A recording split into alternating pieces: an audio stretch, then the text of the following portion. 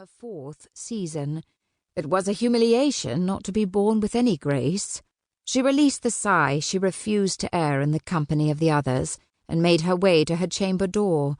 Though an accommodation of many charms, its beauty failed to distract from the folded piece of parchment lying on her dressing-table. It bore her name scrawled in the self-same hand as had the monthly missives Lord Northrup had sent her for nigh on 2 years. Why her papa had seen fit to have this one forwarded to Dance Hall, she could not fathom. He was well aware that she had long given up on reading the Earl's letters. They always proved to sink her into a black mood.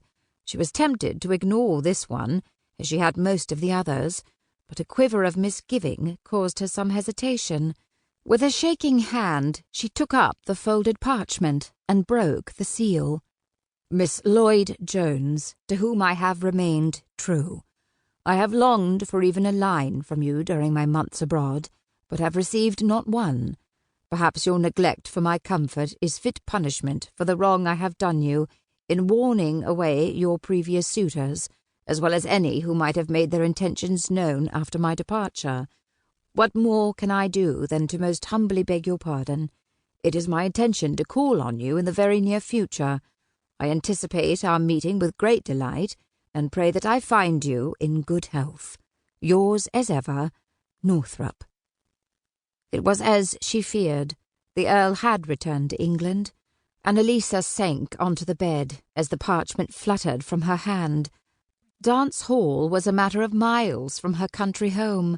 If Lord Northrup had done as intended, he had surely been informed of her whereabouts. A deep and abiding hope for a substantial storm filled her heart. She went to the window, and her heart sank at the sight of a cloudless blue sky. Suddenly faint, she sank into a chair before her legs entirely failed her. She was strengthened by the thought that followed. If the weather held, Mr. Charles Wainwright would surely attend the practice ball, known as the Folly Bolly, to be held directly after supper. She suspected that he admired her, a sentiment that was steadfastly returned.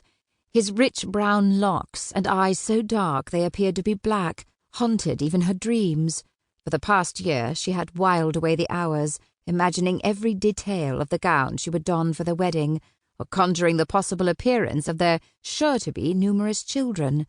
And yet, despite long looks of admiration too numerous to count, he never had so much as bespoken a dance.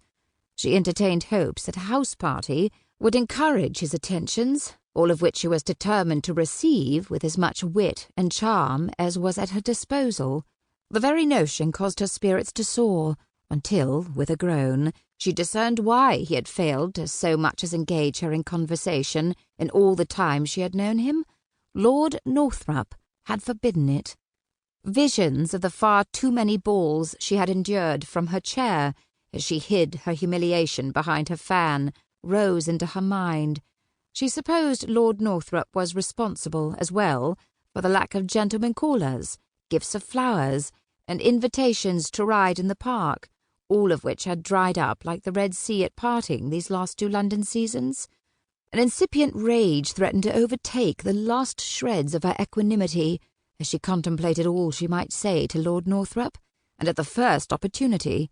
She rose to her feet and paced the floor as she worked out each insult, only to cast aside one after the other. It would never do for her to be overheard speaking with such animosity. She would be most distressed if, as a result of her loose tongue, Mr. Wainwright were to form an unfavourable opinion of her. She took a deep breath and examined her reflection in the glass.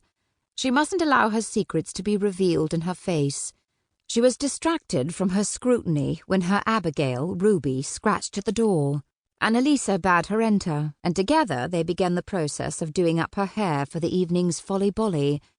"Miss," Ruby said as she took a lock of mahogany hair and twisted it this way and that, "begging your pardon, but are the fine gentlemen to stay the night elsewhere as they did during the last year's house-party?" "But of course, Mrs. Smith is nothing if not an eccentric hostess," Annalisa said with a fond smile. "She does not approve of young ladies and unwed men sharing a roof. She feels certain this can lead to no good. I must, however, give her credit for her many successes. Her parties result in a veritable crop of marriages."